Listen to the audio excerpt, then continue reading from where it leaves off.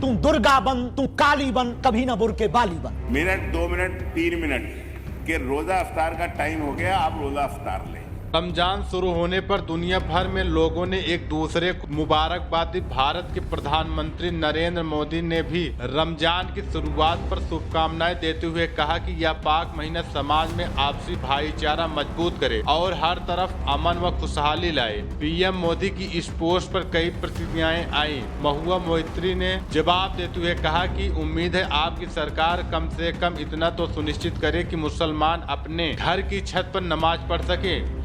महुआ मोइत्री के इस बयान पर एंकर रूपकिया लियाकत ने तुरंत प्रतिक्रिया दी। उन्होंने अपने घर की छत की तस्वीर शेयर कर लिखा, यह मेरा घर है, मेरी छत। जहां बीजेपी की सरकार है, यहां मुसलमान आराम से अपनी छत पर नमाज पढ़ रहे हैं।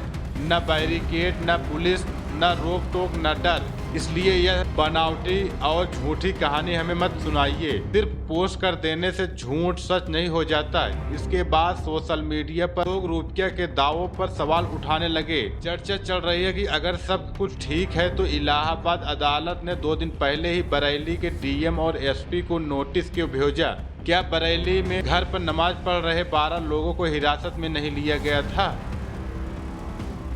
खबर मध्य प्रदेश के गुना से एक वीडियो सामने आया जिसमें 2 नाबालिग लड़के गाय को टोपी पहनाते दिखे। वीडियो पोस्ट करते हुए उन्होंने लिखा, शहरी के बाद मस्ती। वीडियो वायरल होते ही कुछ लोगों ने इसे धार्मिक भावनाओं से जोड़कर विरोध किया और आरोपियों पर कार्रवाई की मांग की। शिकायत के बाद पुलिस ने दोनों लड़कों की तलाश शुरू की और उनके खिलाफ केस दर्ज होने की खबर सोशल मीडिया पर फैल गई। कई लोगों ने सवाल उठाया कि अगर कानून नाराजगी के आधार पर चले तो फिर कानून की निष्पक्षता कहाँ रह जाती है? क्या गाय सिर्फ हिंदुओं की है? भारत में ऐसा कहीं लिखा है संविधान में मुसलमानों को परेशान करने की कोशिश के अलावा भी और कोई काम के रहे होते कट्टरवादी तो देश में अमन होता। अफ्तार का टाइम होता है, ये परंपरा आज की नहीं है, सदियों पुरानी परंपरा है सर। तो लाउड स्पीकर से उससे ऐलान किया जाता है, कोई ऐसा नहीं कि घंटे 2 घंटे किया जाता है। मिनट 2 मिनट 3 मिनट आने वाली ये इसके बारे में तो सुप्रीम कोर्ट का आदेश था, ये हमारा आदेश नहीं। हमारा खबर यूपी से है कि रमजान शुरू होते ही मस्जिदों में लाउड स्पीकर को लेकर स्थिति स्पष्ट कर दी गई है। राज्य सरकार कहना है कि अजान के लिए लाउड स्पीकर की अनुमति नहीं दी जाएगी। समाजवादी पार्टी की नेता कमाल अख्तर ने मांग रखी थी कि रमजान के दौरान कम से कम 1 महीने की छूट मिलनी चाहिए ताकि शहरी और इफ्तार का समय बताया जा सके।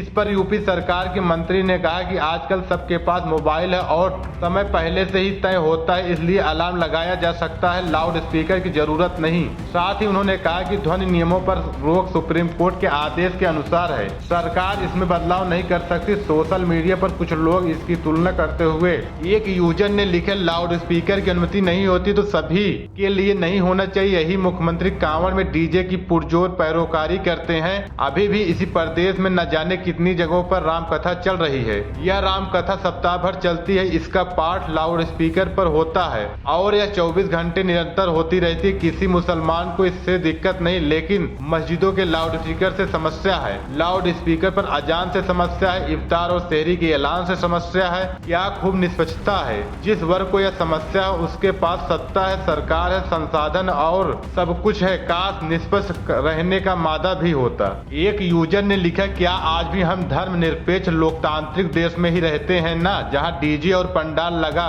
पूरी रात गरबा करना उचित है। मगर इसी बीच मध्य प्रदेश के ग्वालियर में कथा के दौरान कथावाचक धीरेन्द्र शास्त्री ने कहा, बेटियां तो दुर्गा बन, काली बन, पर बुरके वाली कभी मत बन। तू दुर्गा बन, तू काली बन, कभी ना बुरके बाली बन। उनके इस बयान पर सोशल मीडिया पर बहस छिड़ गई। कुछ लोगों ने आरोप लगाया कि वे खुद परंपराओं की बात करते हैं लेकिन दूसरों के पहनावों पर टिप्पणी करते हैं। वहीं कई यूजर्स ने लिखा कि मुस्लिम समाज में बुर्का और हिंदू परंपरा में घूंघट दोनों लंबे समय से प्रचलित है और इन्हें सम्मान व मर्यादा से जोड़ा जाता है। कभी बुरके वाले से डर जाते हैं, कभी क्रिसमस पर चर्च के बाहर नाटक करते हैं और ईद पर मस्जिद के बाहर। क्या मेरा धर्म इतना कमजोर है?